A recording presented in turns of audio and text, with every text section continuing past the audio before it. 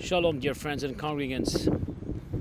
Here's a story for you. 3 Jewish mothers are sitting on a bench, arguing over which one's son loves her the most.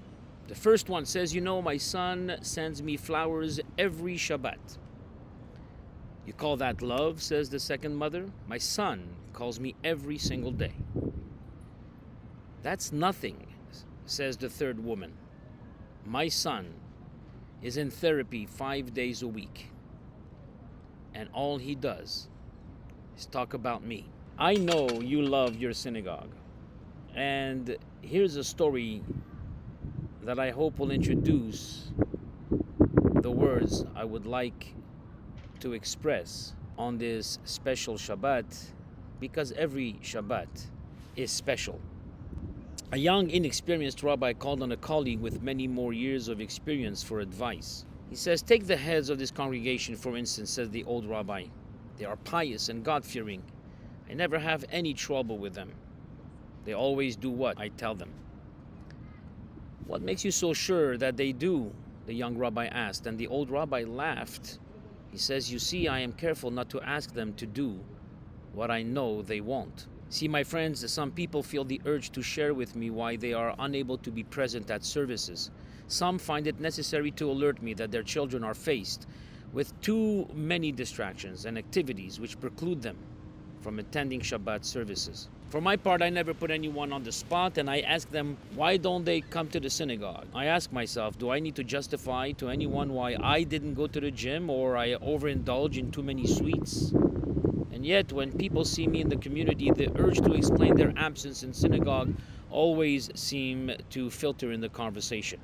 So, I heed the old rabbi's advice and don't ask them to do what I know they might not do. You see, I put myself in their shoes, and I can appreciate that some baby boomers have had some not so great experiences attending synagogues when they were growing up. We all heard about the insensitive or unfriendly rabbi, the arrogant and at times contemptuous cantor, don't get any ideas now, and the condescending shushers that would have nothing to do with kids in the synagogue. Let's forget all that for a moment, because this is a new age, a new dawn for synagogues around the world, especially for our own Spanish and Portuguese congregation. It's a new generation of leaders. It's even a new generation of congregants intertwined with long-standing supporters and builders of this great community.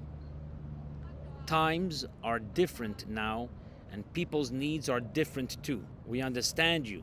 We want to work with you.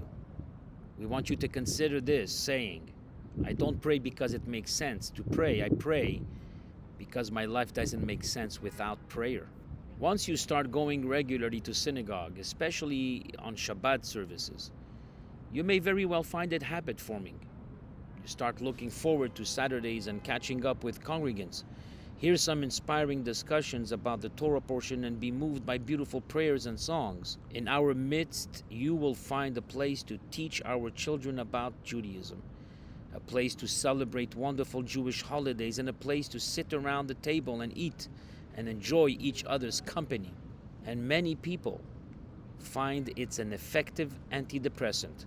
And soon enough, your synagogue will become once again the center of Jewish communal life. My dear friends, as we embark in what promises to be an exhilarating future for our community, know this: you belong right here. Without any justification, just walk in, take a siddur, a prayer book, and sit down as if you always belonged. You see, a Jew needs no reason to be in synagogue. There is no explanation necessary.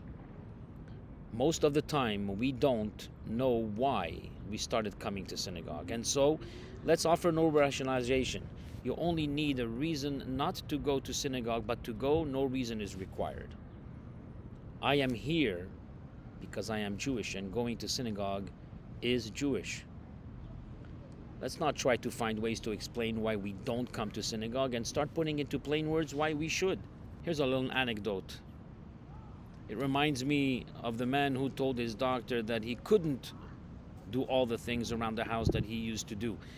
And when the examination was completed, he said, "Now, doctor, I can take it. Tell me in plain English, what is wrong with me?" "Well, in plain English," the doctor replied, "you're just lazy." "Okay," said the man, "now give me the medical term so I can tell my wife." Let's not come up with any reasons. And let's not come up with different terms on why we cannot come to the synagogue and why we shouldn't come to the synagogue. We all know our wives won't buy it because I tried. So let's all make a commitment to renew our dedication to this great community of ours and begin anew our enthusiasm of old, and wherever we are, let the walls of our congregation reverberate with song and with laughter and harmony. I look forward to seeing you at the synagogue. Shabbat Shalom.